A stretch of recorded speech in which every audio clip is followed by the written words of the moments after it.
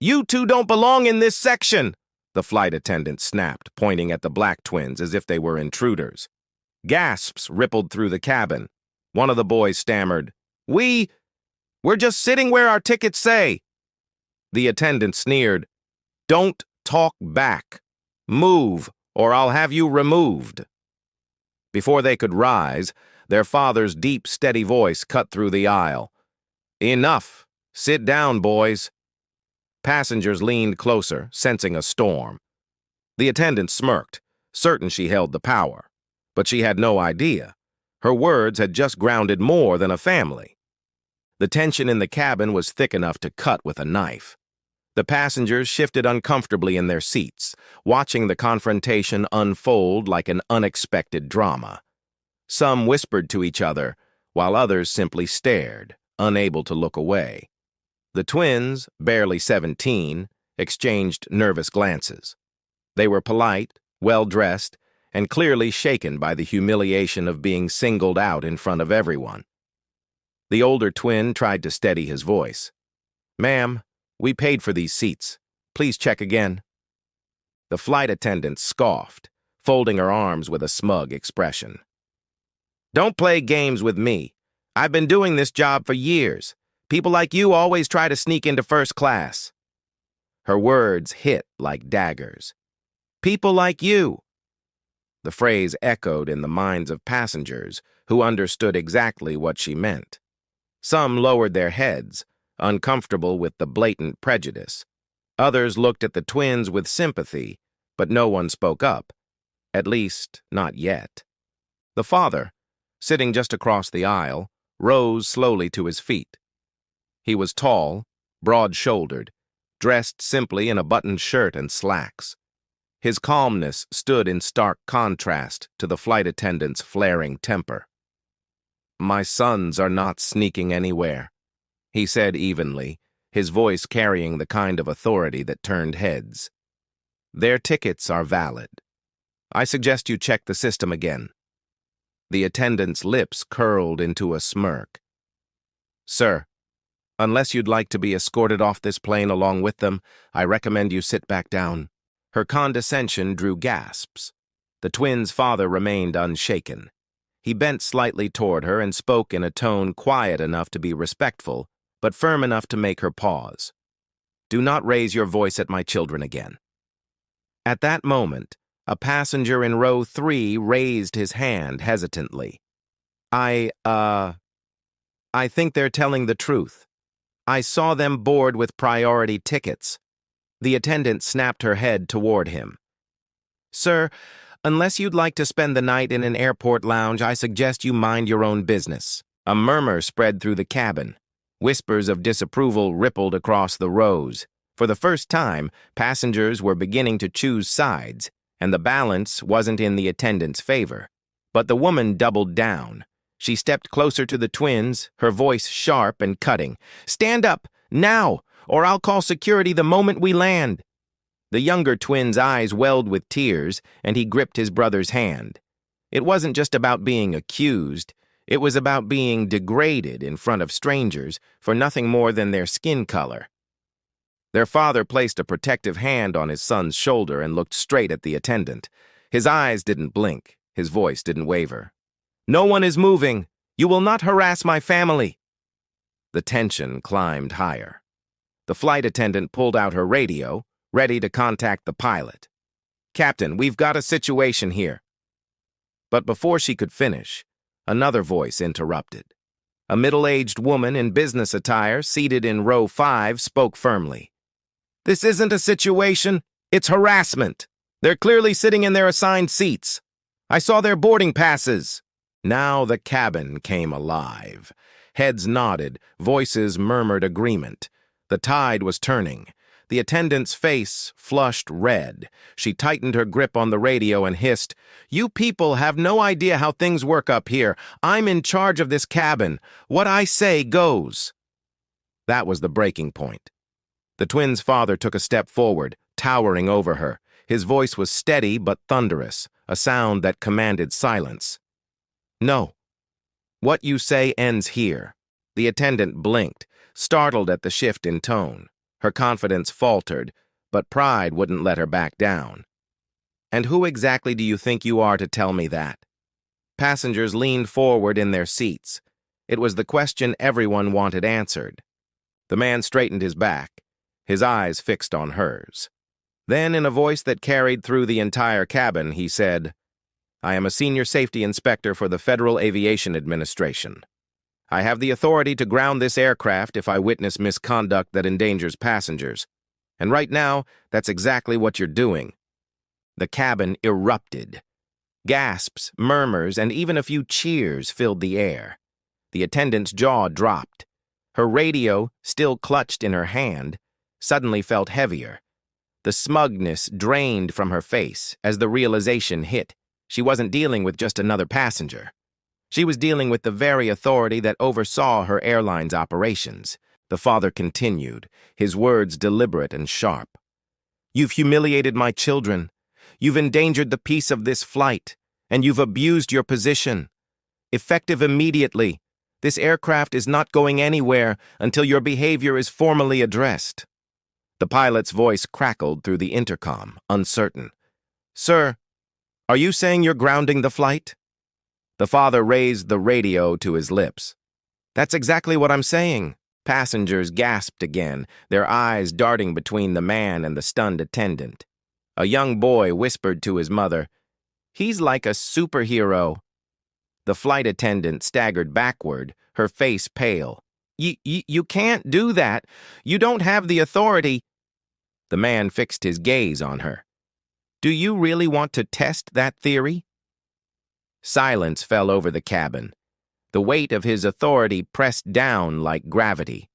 The pilot hesitated, then cleared his throat over the intercom. "Ladies and gentlemen, we're returning to the gate. Please remain seated." Applause burst out among the passengers. The twins sat back, relief washing over their faces as their father squeezed their shoulders reassuringly. The flight attendant shrank into the corner, her earlier arrogance shattered. Her authority had evaporated in an instant, exposed for the fragile illusion it was. And yet, for the father, this wasn't about revenge. It was about dignity. It was about teaching his sons, and everyone else on that plane, that racism, no matter how small or subtle, carried consequences. The plane slowly began taxiing back to the terminal. Passengers turned in their seats to look at the family with admiration. Some smiled. Others whispered words of support. The twins, once targets of humiliation, now sat tall, their heads held high. The battle wasn't just won. It had been transformed into a lesson everyone on board would remember. The announcement from the cockpit hit like thunder. "Ladies and gentlemen, we're returning to the gate." The words settled over the passengers with a mixture of shock, relief, and disbelief.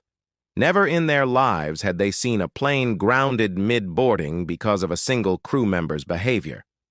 The twins sat frozen, their hearts racing, trying to process what just happened. They had been seconds away from being dragged off in shame, accused of something they didn't do. Now their father's calm defiance had shifted the balance of power completely. The cabin erupted into murmurs. "Did he just ground the plane?" whispered one passenger. Another nodded. "I think he's FAA. That's serious authority." Someone else muttered, "That attendant's career is over." Meanwhile, the flight attendant's face burned red as she fumbled with her radio, trying to regain some sense of control. "Captain," she said shakily, "I object to this decision. This is completely out of line." But the pilot's reply was firm, edged with nervous respect. "Ma'am, you've placed us in a situation that violates both passenger rights and federal regulations. The decision stands." Gasps followed. The once confident attendant swayed slightly, as though the floor beneath her was crumbling. The father addressed the passengers directly now, his voice calm but resolute. "Ladies and gentlemen, I regret the disruption, but when my children, any children, are treated unjustly, silence is not an option. As a senior inspector with the FAA, I've sworn to protect the safety and dignity of every passenger in the skies. That responsibility doesn't end when I'm off duty. The cabin went quiet, every eye fixed on him. His words didn't just defend his family. They resonated with everyone who had ever felt powerless against authority. One elderly man leaned forward, his voice quivering but strong. "Sir, I've flown for 40 years, and I've never seen anyone stand up like that. Thank you." A woman holding a toddler nodded, tears in her eyes. People needed to see this. We all did. The twins looked at their father, their fear replaced by pride. In that moment, they saw him not just as their protector, but as a man who carried the weight of justice on his shoulders. But the drama was far from over. As the plane rolled back toward the gate, the airline's ground team prepared to meet it. The pilot, over the intercom, asked all passengers to remain seated until further notice. The flight attendant's panic grew. She leaned close to the father, her voice a harsh whisper. "Do you have any idea what you've done? I'll lose my job because of this." The man looked at her calmly. "You didn't lose your job because of me. You lost it the moment you decided my children's worth was defined by their skin color." Her eyes widened, the truth of his words cutting deeper than any punishment could. When the plane reached the gate, officials boarded immediately. The lead officer, a stern woman in uniform, spoke into a headset before turning to the father. "Sir, we've confirmed your credentials. We're taking this matter extremely seriously. Please remain with your family while we debrief." The father nodded respectfully. "My children come first. I'll cooperate fully after they are secure." Passengers craned their necks to watch as the flight attendant was escorted off the aircraft, her earlier arrogance dissolved into desperate pleas. "Please, it was a misunderstanding," she insisted. But the whispers of the passengers told another story. "We heard her. We saw it. There was no misunderstanding." For the twins, it was surreal. Only minutes ago, they were victims of public humiliation. Now, the same people who had silently watched their pain were clapping, nodding, and offering smiles of support. The officer turned to the father once more. "Sir, we'll file a full report. Your authority here is absolute. Do you wish to press for immediate disciplinary action?" The cabin fell into a hushed silence. Everyone waited for his response. He looked at his sons, then at the passengers, and finally at the officer. "Yes," he said firmly, "not out of spite, but out of duty. The skies must be safe, not just from accidents, but from injustice. If my sons were treated this way, so could anyone else's." Applause erupted. Some passengers even stood clapping louder. The twins' cheeks flushed, not with shame this time, but with pride. The father placed a hand on each of their shoulders. "Remember this, boys. Silence allows injustice to grow. But courage, even in the face of hate, has the power to ground planes." The weight of those words hung in the air like prophecy. For the flight attendant, her career was effectively over. For the airline, a reckoning was coming. But for the passengers, it was a story they would tell for years. The day an ordinary flight turned into a courtroom at 30,000 feet, and justice came not from authority abused, but from authority used with integrity. And for the twins, it was the day they learned that their father's greatest strength wasn't just his job title, but his unshakable resolve to protect their dignity, no matter the cost. The hum of the engines quieted as the plane came to a complete stop at the gate. For a moment, the cabin was still, suspended between tension and relief. Then, slowly, the reality sank in. The impossible had happened. A father had grounded an entire aircraft, not with rage, but with justice. The airline's ground crew entered, accompanied by two senior supervisors. Their polished uniforms, clipped voices, and stern expressions signaled the seriousness of the situation. They moved past the rows of wide-eyed passengers until they reached the family and the shaken flight attendant. "Sir," the lead supervisor began, nodding respectfully to the father, "we've confirmed your identity and credentials. This matter is now under official review. We'll be escorting you and your family off first, so you can make a full statement." The father gave a small nod. "Thank you. But my children are not criminals. They deserve to walk off this plane with dignity, not shame." The supervisor's expression softened. "Of course. They'll be treated with the respect they deserve." The passengers, sensing the shift in tone, began clapping again. Some stood to give the twins a standing ovation as they gathered their belongings. The twins exchanged glances, embarrassed by the attention, but also proud. They were no longer silent victims. They had become symbols of a much larger truth. Meanwhile, the flight attendant stood trembling, clutching her hands together. Her earlier confidence had evaporated into desperation. "Please, it was just a misunderstanding," she pleaded, turning toward the supervisors. "I didn't mean—" One of them raised a hand sharply. "Save it for the investigation. You'll have your chance to explain." The murmurs from the passengers told another story. They had already judged her actions, and no excuse could erase what they witnessed. As the family walked down the aisle, passengers reached out with supportive words. "You're brave, sir. You taught us all a lesson today. Your boys should be proud." The twins walked taller with every word, clinging to their father's steady presence. Once outside the cabin, the father was guided into a quiet lounge where officials were waiting. A representative from the airline sat nervously at the table, shuffling papers. His voice was careful, almost apologetic. "Sir, first, on behalf of the airline, I want to extend a formal apology to you and your family.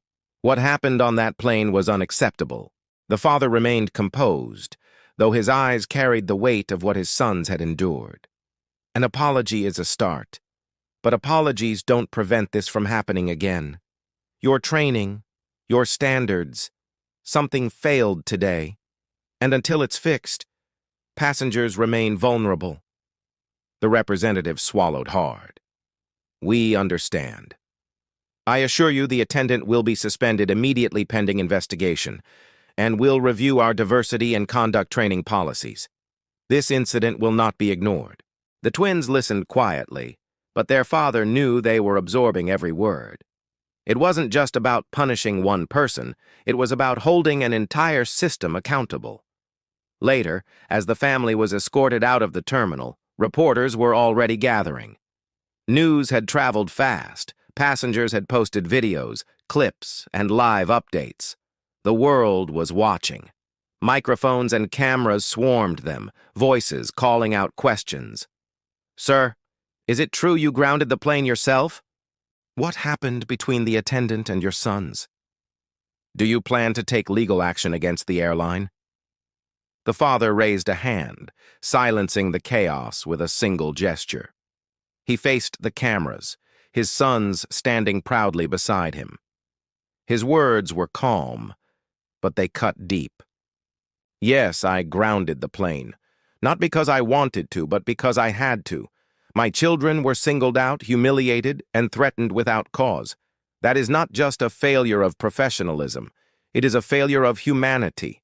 And I will not stand by while my sons are treated as less than human." The crowd of reporters buzzed with energy, their pens scribbling furiously. The twins glanced at each other, realizing just how far their father's stand was reaching. The father continued, his voice rising just slightly. "This is not about one flight attendant. This is about accountability. This is about ensuring that every passenger, regardless of race, background, or age, is treated with respect. If my authority can bring about that change, then I will use it every time." Cheers erupted from bystanders in the terminal. Strangers clapped, some even shouting words of encouragement. The moment had transformed into more than just a story. It had become a movement. But later that evening, as the family sat together in their living room, the atmosphere was quieter, more intimate. The twins leaned against their father, still trying to process everything. "Dad," the older twin said softly, "were you scared?" The father smiled faintly. "Of course I was. Standing up to power is never easy. But courage isn't the absence of fear. It's doing the right thing even when you're afraid. The younger twin frowned. What if you hadn't been FAA? What if you were just a dad? His father placed a hand on his shoulder. Then I still would have stood up. My title gave me the authority to ground the plane, but being your father gave me the responsibility to protect you. That will never change. The boys smiled, their fear finally melting into admiration. Outside their home, the story was making headlines worldwide. Social media buzzed with hashtags, videos, and debates.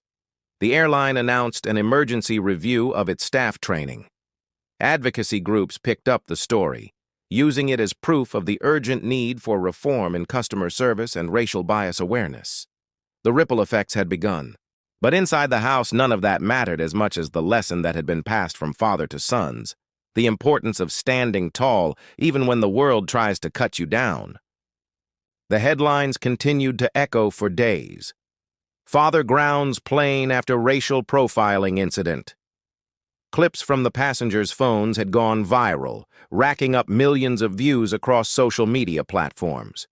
The moment was replayed again and again, the confrontation, the authority, the justice. But beyond the views, beyond the debates, lay a deeper truth. At its core, this was never about a single flight or one disgraced attendant. It was about a universal struggle that families around the world could relate to, the fight to protect dignity, the right to be treated with respect, and the courage to say enough when silence would be easier. The father knew the world would soon move on to the next headline, but what mattered most was the lasting impact on his sons. They had lived through humiliation, yet they had also witnessed justice unfold right before their eyes. They saw that silence was not the answer, and that sometimes one person's decision to act could change the course of an entire moment in history. For the twins, this incident became more than a memory. It became a cornerstone of their character. Years later, they would recall the look on their father's face, the firmness of his voice, the unshakable calm with which he dismantled injustice. They would remember the way strangers applauded not because of his title, but because he dared to use it in the service of truth. The world, too, learned a lesson. For many passengers on that plane, it was the first time they truly saw bias in action, raw and undeniable. Some admitted later that they had never noticed how differently certain people were treated until that moment. The incident opened their eyes, forcing them to question how many other injustices they had overlooked in silence. And for the airline, it became a turning point. Faced with global scrutiny, they announced sweeping reforms, mandatory anti-bias training, stricter disciplinary policies, and a commitment to reviewing every passenger complaint with transparency. Whether these promises would hold or fade with time remained to be seen, but the pressure was undeniable. But what of the father? He did not seek fame. He did not bask in the attention or profit from the spotlight. He carried on quietly, returning to his duties with the same discipline and humility that had defined his career.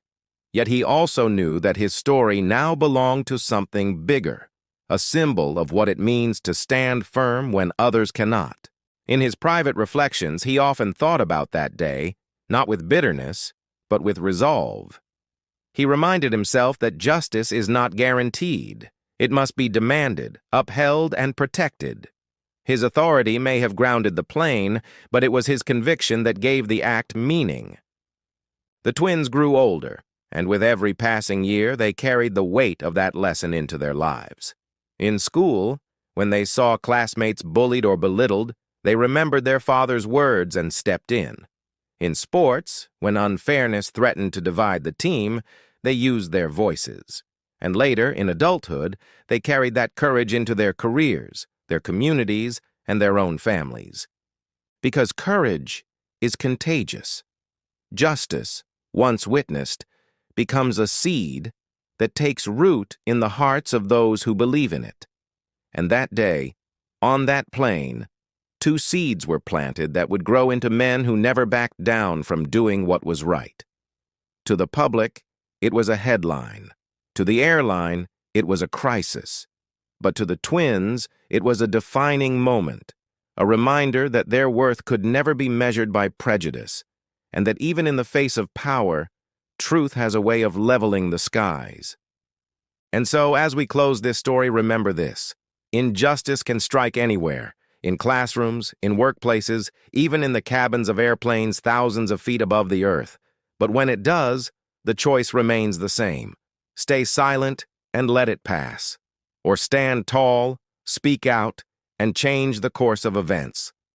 That father chose the latter, and because of it, two boys learned that dignity is worth defending, no matter the cost. Perhaps the greatest lesson is this. Sometimes the most powerful authority we carry is not our title, not our position, but our willingness to say, "This ends here." And on that day, it did.